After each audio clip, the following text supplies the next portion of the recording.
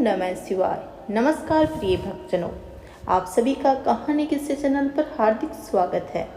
दोस्तों, सावन का पवित्र महीना चल रहा है और इस महीने में शिव भगवान की विशेष रूप से पूजा अर्चना की जाती है और भगवान भोले अपने भक्तों पर अब पूरी प्रसन्नता के साथ अपनी भक्ति बरसाते हैं और अपने भक्त की हर एक मनोकामना पूर्ण करते हैं। आज हम सुनते हैं ऐसे ही एक भगवान शिव और उनकी भक्त की कथा। तो आइए कहानी को पूरे मन तथा श्रद्धा के साथ सुनते हैं। दोस्तों, आज की कहानी देवों के देव महादेव भगवान शंकर की है, या फिर यूं कहें कि भगवान शंकर और उनके भक्त कुबेर के बारे में है। शिव भक्तों को ये कहानी पूरी जरूर सुननी चाहिए। कुबेर का धन, जिसको धन का देवता कहा जाता है, वह यक्षों के भी देवता थे। दोस्तों, कहा जाता है कि लंका पहले कुबेर की थी। रावण ने जब लंका पर कब्जा किया और कुबेर को वहां से निकाल दिया तो कुबेर को मुख्य भूमि की तरफ जाना पड़ा। प्रजा और राज्य को खोने के बाद कुबेर निराश हो गया था, इसलिए उसने भगवान शिव की आराधना और भक्ति शुरू कर दी। इस तरह से कुबेर एक शिव भक्त बन गया। कुबेर ने बहुत कड़ी तपस्या करी और भगवान शिव को प्रसन्न किया। भगवान शिव ने उनकी तपस्या से प्रसन्न होकर उसे एक नया राज्य दिया और संसार का सारा धन उसको दे दिया। इस तरह से कुबेर धन का देवता बन गया और लोग धन तथा कुबेर को एक समान मानने लगे। संसार का सबसे धनी व्यक्ति बनने के बाद कुबेर भगवान शिव को बहुत कीमती वस्तुएं चढ़ावे के रूप में चढ़ाने लगा। धीरे धीरे उसे लगा कि वह शिव का इतना महान भक्त है और इतनी सारी बहुमूल्य वस्तुएं भगवान शिव को चढ़ाता है, लेकिन सत्य तो यह है कि भगवान शिव ने कभी भी उसकी चढ़ाई हुई विभूति के अलावा किसी और वस्तु को छुआ तक नहीं है।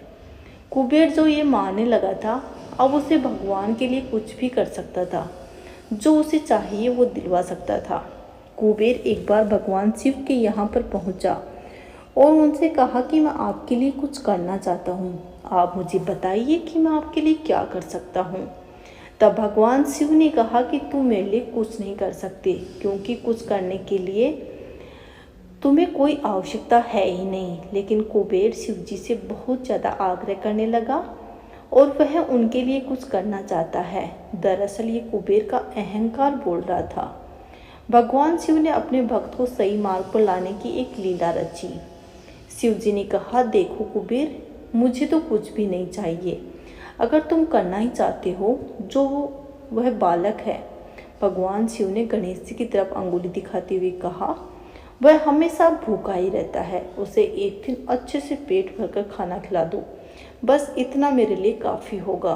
कुबेर ने मन ही मन सोचा कि भगवान ने मुझसे मांगा भी तो क्या मांगा, एक बच्चे को खाना खिलाने का। बस ये सोचकर कुबेर गणेश जी ने अपने साथ भोजन कराने के लिए ले गया। शुरू में कुबेर ने अपने कुछ रसोइयों के द्वारा खाना बनवाकर गणेश जी को स्वादिष्ट खाना परोसा, लेकिन उसने देखा कि गणेश जी खाते ही जा रहे हैं, तो उसने कई सैकड़ों रसोइयों को बुलाकर प्रचुर मात्रा में खाना बनवाना शुरू किया। एक तरफ खाना बनता जा रहा था और एक तरफ गणेश जी उसे खाते जा रहे थे। गणेश जी को इतना ज़्यादा खाते हुए देखकर कुबेर की चिंता बढ़ने लगी। कुबेर ने गणपति से कहा, गणेश जी आप रुक जाइए, इतना ज़्यादा खाएंगे तो आपका पेट भर जाएगा। गणपति जी ने मुस्कुराते हुए कहा कि कुबेर जी, आप मेरी चिंता मत कीजिए, आप अपना वचन पूरा कीजिए। मुझे भूख लगी है, आप मुझे खाना खिलाइए। कुबेर का अहंकार खत्म करने के लिए गणेश जी ने इतना खाना खाया कि कुबेर का सारा खजाना ही खत्म हो गया। यहाँ तक कि कुबेर को दूसरे लोगों से भी खाना मंगवाना पड़ा। कुबेर को इस बात का ज्ञान हो गया कि उसके विचार के छोटेपन की वजह से ही भगवान शिव को महान भक्त समझ लिया था, जबकि बात सच तो ये थी कि भगवान ने जो कुछ उसे दिया उसी का थोड़ा सा हिस्सा वो भगवान को दे रहा था, जबकि इस संसार का सारा धन भगवान के लिए एक तिनकी भर से ज़्यादा कुछ नहीं है। उसने भगवान शिव के पास जाकर अपनी गलती के लिए माफ़ी मांगी और उस दिन से उसके जीवन की दशा बदल गई। दोस्तों, भगवान शंकर कितने दयालु और भोले हैं, इस बात से हम सभी परिचित हैं। वह अच्छे तथा बुरे सभी भक्तों पर अपनी दया दृष्टि रखते हैं। दोस्तों, कहानी अच्छी लगी हो और कहानी को पूरी सुनने के लिए बहुत सारा धन्यवाद। भगवान भोलेनाथ आपको हमेशा सुखी रखे।